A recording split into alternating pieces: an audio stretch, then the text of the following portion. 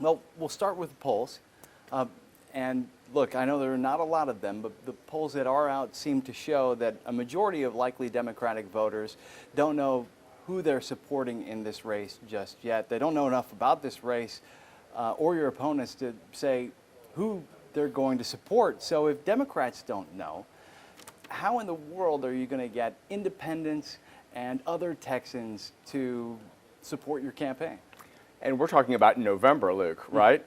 Well, here's a good thing. I think the Democrats are going to run as a ticket, and it's going to be the only best alternative to what the nightmare tragedy is of Republican MAGA leadership that has taken Texas down a very dark path, whether it's Islamic hate or dominance of one religion over the other. And, pick your religion, please, but picking one over the rest is un-American, and we know that. So my answer to you is, sure, in this primary, there are a lot of Democrats who will get to know us, but once we get a nominee, I think it's going to be a different equation. What I like to tell people, Luke, is if you liked 2018, you're going to love 2026. But if we can take these numbers to mean that Democrats aren't interested in this race, what do you make of that? Well, I think we'll be able to see how many turn out. You'll recall in the 2022 midterm, the last time we had an election for a nominee for the Attorney General race, we had just under 900,000 turnout. I think the marquee race involving Tallarico and Crockett for the U.S. Senate will increase that number in addition to just population increase. So I have a feeling that we're going to just be a little over 1 million, and there's 3 of us in this race. So it'll be interesting to see if one candidate gets 50% plus 1. And let's say you do become the nominee, you would presumably be going up against a much better funded Republican candidate. And this, of course, is widely viewed as a Republican state. So I'm curious where you see a path to victory. Well, as the great trial lawyer Joe Jamail might say, we'll see about it. And what I'll say, Luke, is better funded, but to what purpose? What are they going to spend their money on? 30-second ads that say what exactly? Will they be appealing to their dwindling Republican base that might generate around 3 million at most in the primary? But I think what we'll see is 10 million vote in the general election in November. And I think independents are sickened by what they see. Moderate Republicans are not excited, they're embarrassed by what they see. They're either going to stay home or this time they'll vote for a Democrat, maybe for the first time in their life. So what I'll say is they can have all the money they want, because we've seen numerous examples on both sides of the aisle of people who have raised ungodly amounts of money, 90 million or more, and they still lose. So we'll see what happens. I think Texas is ready for a change. We can't have any more of this Trump MAGA disaster that is really causing people to question what is an American anyway. So you've mentioned, well, let me put it this way. You and another Democratic candidate have really kind of framed this campaign as a chance to restore integrity to the Attorney General's office, especially after years of Republican leadership. What specific abuses of power under Ken Paxton do you think most need reform right now, and how would you prioritize those in your first 100 days in office? Sure.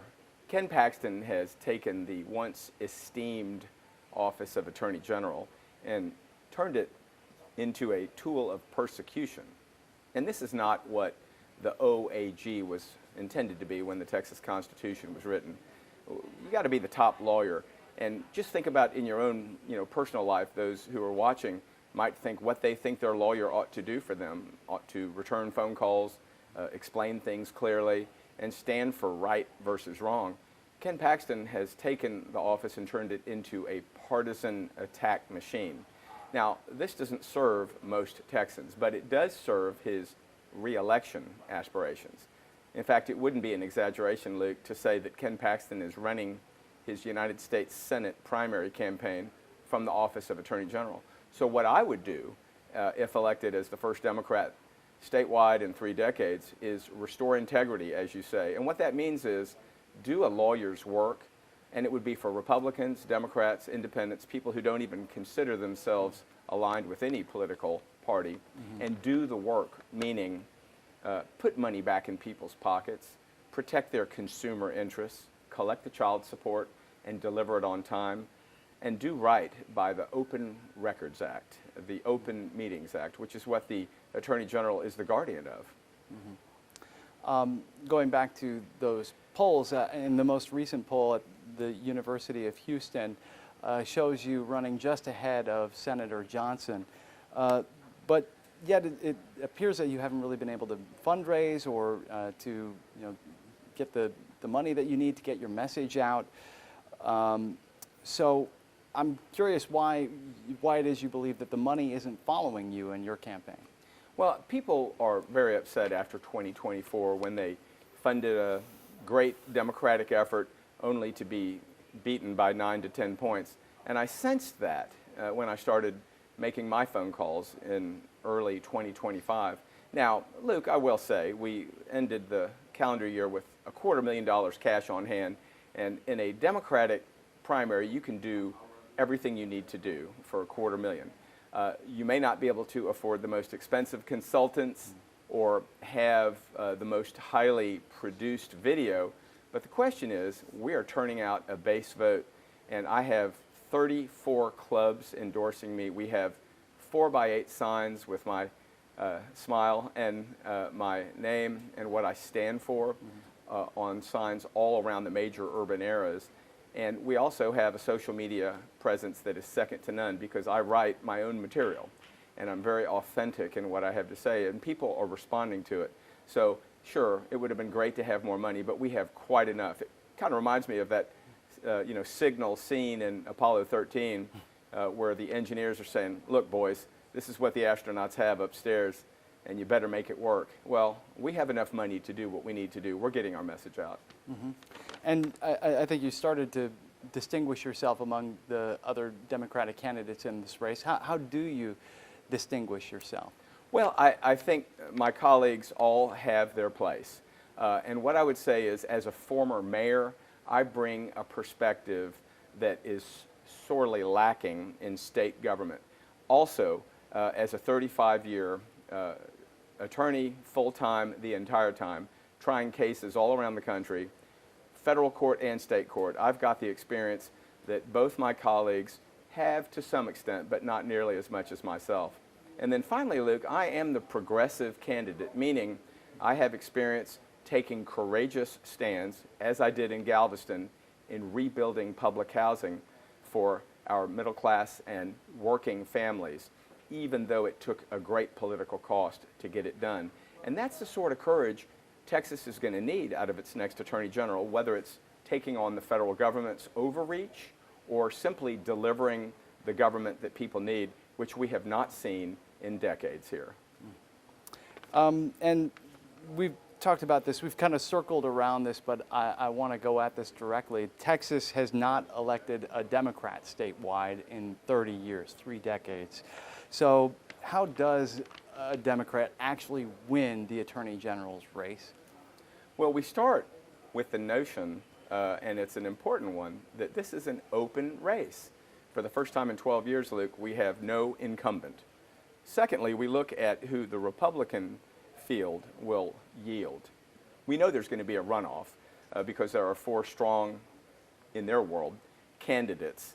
And I doubt one will get 50% plus 1. So I'll speculate on TV right now that it's going to be Chip Roy and MAGA Mays Middleton in a 75-day runoff. Now, it appears to me the level of rhetoric is rising, and they're going to tear at each other's pelts for 75 days. So when one of them emerges, let's say June 1st, they're going to be on record, deeply damaged, and we'll be able to hold them to account for what they've said, whether it's hate during their remarks about one religious group or continuing to bring up items that do not put a dollar in anyone's pocket. The Democrats, on the other hand, will be talking about the crisis of the moment, which is being able to afford the American dream. And, I subscribe as a Democrat to that great statement that Bobby Kennedy said the night Martin Luther King was murdered.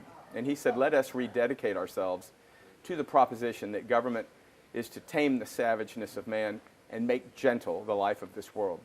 Well, that's beautiful. He was quoting the Greeks.